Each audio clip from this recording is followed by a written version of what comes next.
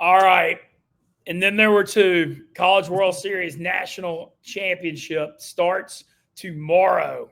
Coastal Carolina out of the Sun Belt. 26 freaking wins in a row in baseball. They haven't lost since April 22nd. Yeah. That's the craziest thing I've ever heard. Well, other than LSU Shreveport going 59-0. And then taking on a familiar face in the LSU Tigers. I'm joined by Peyton Chatinier. We're going to preview this College World Series National Championship. What's up, Peyton? How are you? Man, I'm good. I'm excited. There's a lot to unpack here for this game. It's well, this whole run has been crazy. We'll get into it, I'm sure. But man, what a crazy last couple of days.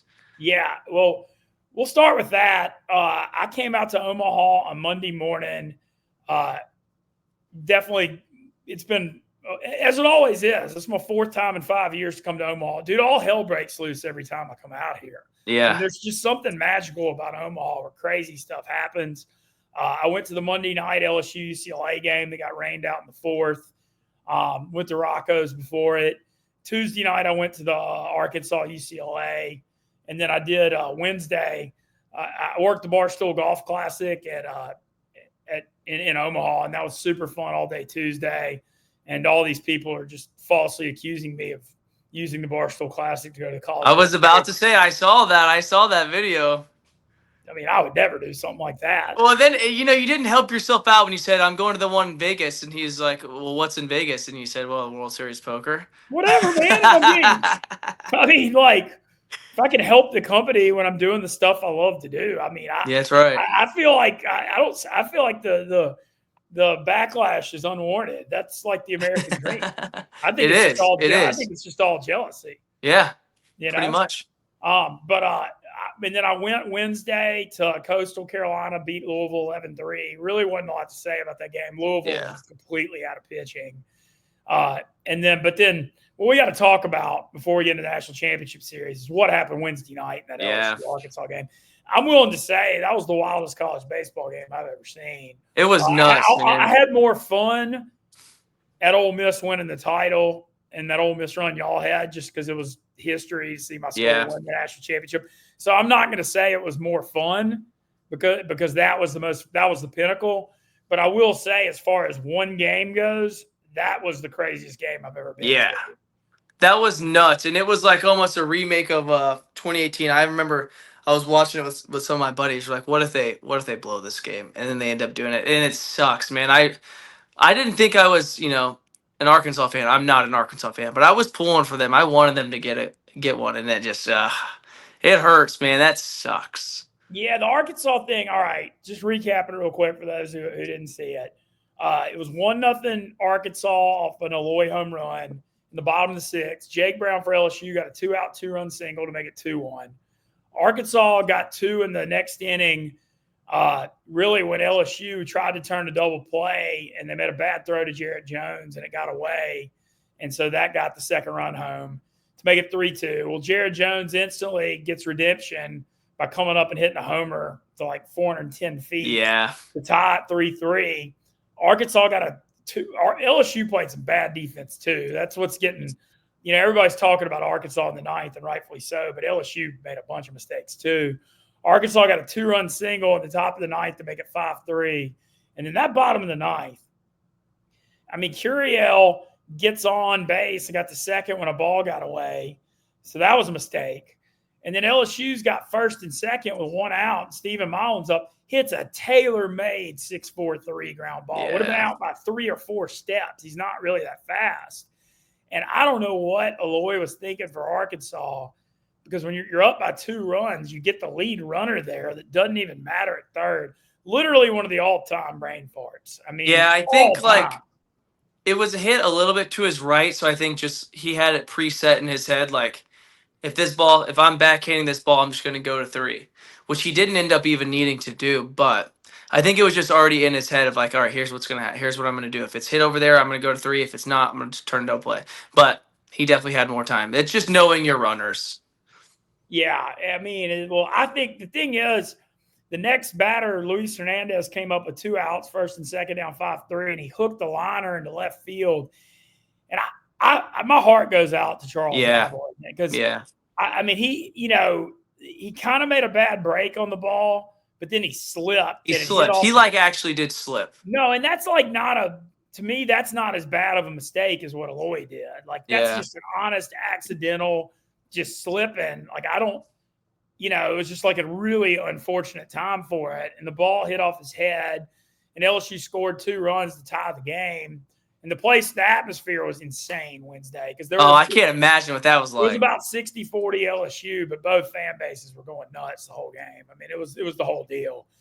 Yeah. And then Jared Jones hits a liner that hits off the top of the glove of the second baseman. I mean, he had it in his glove and went to center, and LSU won. Yeah, that's what I didn't also realize. On that replay, you can see like that second baseman had it. Like, it was close, but it just, I don't know. Just for whatever reason, they weren't. Also, that was one of my questions. Why didn't Arkansas walk Bear Jones? I agree didn't with quite that. understand No, that. LSU had Josh Pearson on deck. Yeah. Who's like a pretty good hitter, but he's also left-handed. And Arkansas had Gibbler, that lefty. Yeah.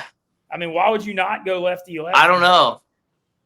I thought that was a little Bear strange Jones too. Had just hit that home run to tie the game his last at bat. Yeah, he's like what he's got. I think I saw something. He had like 19 walk-offs or something in his career. It's unbelievable. So I don't know.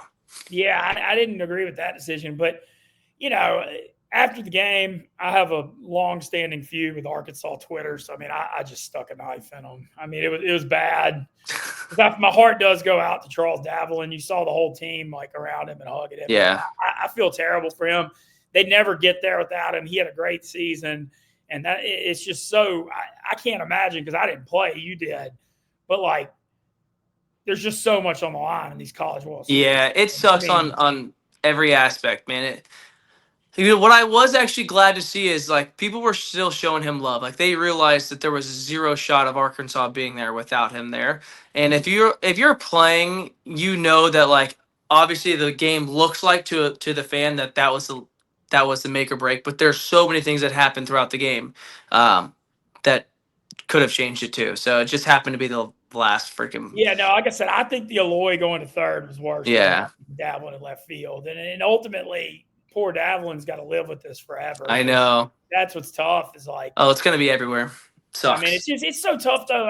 One of the things I talk about, like college sports, man, you only get 4 or 5 years, so it's that's what's with the time being so fleeting, and you can never get it back. I mean, like I play poker and I can play the World Series. Yeah, yeah. But the problem is that I don't know. I feel bad for him. I certainly probably didn't express that when I made a comment on I believe my tweet was if Arkansas fans weren't so insufferable, I would feel sorry for them because great teams every year and all they do is grab their throats in Omaha when it matters. So close. They're so close every year. I feel for Van Horn, honestly. I really do. Oh, he deserves the title so much because when you look at college baseball, nobody's as consistently good year as they are. Because they never really have down years, and he's made it to Omaha twice with Nebraska and 8 times with Arkansas, no titles. That's just it's tough, man. And then God, my theory that God's an LSU fan continues. I mean, seriously. I'm 42 years old, and they've just been pulling games out of their ass in football and baseball my entire life. It applies to college football and college baseball. It's those 2 sports, but.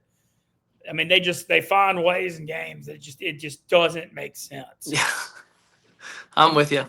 So now very talented team, but yes, they shouldn't have won that game. No, and I thought we should have had a game 3, winner take all Thursday, and that changes everything as far as this national championship series goes. Yeah, because LSU would have had to throw Anthony Ianson or Cade Anderson. I know that sucks for Coastal, honestly. Oh, bad. And now looking ahead to this Coastal LSU series, on DraftKings Sportsbook, our partners. I think Coastal is being greatly disrespected. The line on the national championship series, LSU minus 190, Coastal plus 155. I think LSU should be like minus 130 or 140. Yeah, 190 is pretty steep. I think you're talking about a team that's won 26 games in a row. Yeah. And not just that, but like of Coastal's whole run, they went undefeated in their regional. Everybody thought Florida was going to get them, but Florida never even played them because they lost to East Carolina twice. But what impressed me the most about Coastal was winning 2 in a row at Auburn. Yeah. I mean, LSU got swept at Auburn in April. Yeah. I mean, that to me, going on the road and doing that at Auburn, with Auburn, especially the offense they have, that was insanely impressive. And then in Omaha, they kind of went with a different strategy. They didn't throw their ace game one. They thought they could win without him, and they were right. They beat Arizona 7-4. Morrison, their best pitcher, came out and just dominated Oregon State, pitched all the way into the eighth inning last Sunday night, looked amazing. So that strategy paid off. And then they caught Louisville on Wednesday. Louisville was just out of it. They were, Yeah. Louisville wasn't on the same level as the No. other three teams. And, they had a pitcher starting with the 9 ERA that couldn't get it out in the first. And that game was over when it was 6-0 at the end of the first. Yeah, that's where like people keep bringing up 2016 Coastal. Like, this is not the same Cinderella story. No, and the 2016 team had a lot of big dudes that could mash. This team's put together completely differently. You got a team with 3 good starting pitchers and 2 top relievers, number 2 ERA in college baseball, and an offense that's not really designed on the long ball. This team leads the country in hit by pitches. They steal a lot. They put a lot of pressure on your defense. They put the ball in play. They work counts. They kind of just do everything right. And I think they're fundamentally sound, as they say. And that style plays well in Omaha, where it's so hard to get the ball out. Yeah. And a million balls die on the warning track. And I definitely was complaining on Twitter about it. But look at it. Okay, so going to the series, the pitching matchups are set. LSU's got an advantage game one going with their ace, Cade Anderson. Yeah. But Coastal Carolina does have 3 good starters. So, I mean, you can't, just automatically say, they're starting Cameron Fluky game one. Yep. 7-1 with a 3.29 ERA. I mean, that's not bad. Cade Anderson, 11-1, 3.44 ERA. LSU's minus 166. Over-under is going to be really low in these games with these pitching staffs, and rightfully so. It's only 8.5 game one. I'm kind of thinking LSU wins game one behind Anderson, and then Coastal wins with their ace game 2. Yeah, that I would love to push this thing to a game 3. It would make it a lot of fun.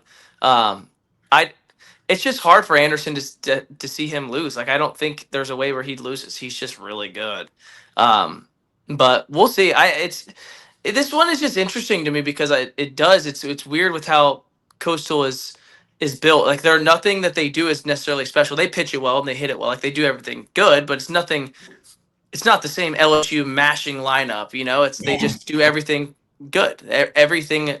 They pick it well. They play great defense. They play the small ball. That's kind of their game. So it's interesting to see. I think if the under hits, then that means LSU won for sure.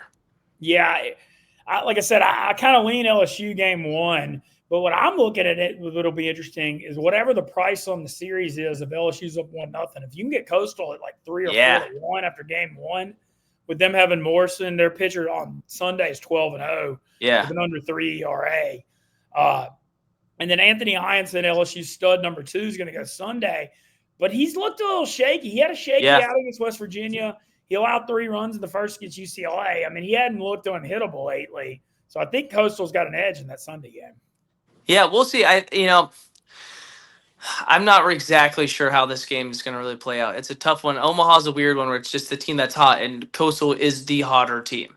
I don't know. I would love to lean Coastal. I don't think they can get it done, but it would be cool to see them do it. Do you think Coastal pushes it? You got LSU in 3? Yeah, I think LSU in 3. I think it literally goes LSU, Coastal, then back to LSU. Okay, I could see that too. I do think, though, that there's no way in hell I'm taking LSU minus 190 to win that. Well, that's what I was about to ask you. Well, the plays today might just be or not today. Tomorrow is going to be the under. 8.5's low, but I still like under. I just think we got a pitching duel. And this LSU offense is good for sure, but we're not talking about the 2023. No, I think it's completely different. I don't know. It might. Yeah, I think you go under today, and then if you can see what Coastal looks like tomorrow. 2 days from now. One other factor that I got to mention with you, because you were part of this in 2022, because you saw what that Ole Miss crowd did when Ole Miss. Yeah. And LSU is going to have a huge fan advantage. Yeah. Coastal has turned out well. They've got 5,000-6,000 people here. I mean, they're definitely, it's not like there aren't Coastal Carolina fans here. There were probably 100 UCLA fans. But just knowing what's coming from Louisiana for this weekend, I mean, LSU will have 15,000 plus of the 25,000 here, and I do think that's a factor. I really do think that plays a effect without a doubt. The LSU fans are going to travel now. Coastal, I think Coastal is a little bit different than that Oklahoma team that we played. Coastal fans, I think, will travel a little bit more than Oklahoma. I truly think that in 2022, the fans made a huge difference. I think you could see it in the Oklahoma players. I really do. But yeah, this LSU fan base is gonna go nuts, man. Yeah, they're everywhere here already, and I know all kinds of South Louisiana people that are coming up just for this Oh game. yeah, Like there's legions more on the way today and it's tomorrow. crazy. That stadium when it gets rocking, it's there's nothing like it. It was rocking on Wednesday night. I'm Yeah, telling you, it was really yeah, it was really rocking. Yeah, I'm gonna go LSU in 3 as well. Uh, but I do think that the fact Coastal's won 26 in a row and is still getting slighted here is wild. yeah. It's crazy. They're still getting slept on, like as if they haven't proven enough yet.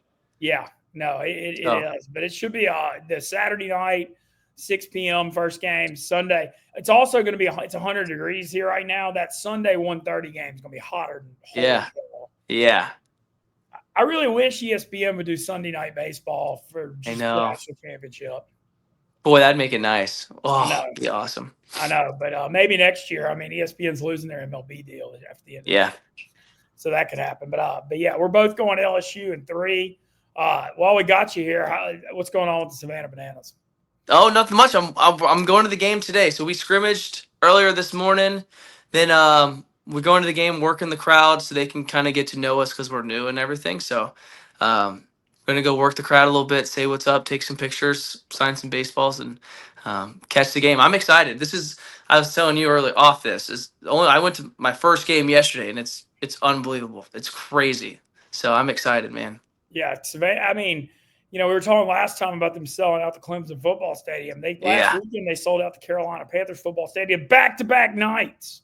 It's unbelievable. Like, and even what's also cool is so obviously the two main teams are the Bananas and the Party Animals, but they also have the Firefighters and the Tailgaters going right now. And the Firefighters and Tailgaters are still selling out their own stadiums. Like, it's not just like it's the Banana fans; it's everybody. It's the whole Bananas organization. And you said they're building Banana Land? Yeah, so that's in the works. We'll see. I don't know like exactly. It keeps changing, and nobody really knows anything. They don't tell us a whole lot, but we'll see. I don't know. I'm not sure what, and they won't tell us. There's two more teams. They won't tell us what the team names are or what it's going to be like. So I'm just along for the ride. I don't care. Put me on any team, honestly. Yeah. Here, when's your Louisville series? Next weekend. So a week from now, I'll be in Louisville playing. That's exciting, man. I know. I can't wait. I'm fired up. I think it'd be like we played today. I'm telling you, it's just completely different than a regular baseball game. Like I am gassed after the third inning, like just completely gassed because it's just nonstop. You're running the whole time, and then when I get to shortstop, I'm sitting there dancing, doing whatever, and then I got to run in and hit. It's crazy, but it's electric. We went to a showdown today, so it's basically extra innings. We played, so it's like the 10th inning. You start one hitter, one pitcher, and an outfielder. That's it. The guy has to hit the ball and then try to run around all the bases in order to score. And there's one outfielder. And then if that ends in a tie, both teams either score or don't score, then it goes to no outfielder. It's just a pitcher, a hitter, and a catcher. And it's 1v1. It's dude, we did it today. It was so much fun. We got walked off, but it was awesome. It's crazy. Like there's so many in the rules, like there's just it's so much fun. It's a fascinating model though, because they're taking all the slow stuff out of baseball. Yeah, well, there's a 2 hour time limit, no matter what. 2 hour time limit, so it can't exceed that. But games are so fast, it almost never goes to 2 hours, anyways. And like between innings, pitchers, do they even warm up? Barely. Like you get like I think they want to try to get like 3 or 4 warm up pitches, and then it's go time. And you're not even sitting down in the dugout. Like you're outside of the dugout just waiting to go. It's crazy. That's nuts, man. Well, I Yeah, can't wait to follow your journey. I know, man. Yeah, That's so fun. Well, cool. I'm sure that'll be televised whenever we go to Louisville or we play here in Savannah a couple weeks later. It'll be on ESPN. Every game's on ESPN, and then it's always free on YouTube. All right. That's what's also cool about it is they will just like everything they do. It's all fans first stuff. So every game is free, no matter what. Always on YouTube. Awesome. Well, can't wait Yeah. to follow that next weekend. Your Bananas debut up in For sure. Louisville, and we both went LSU in 3, and that's our College World Series National Championship preview.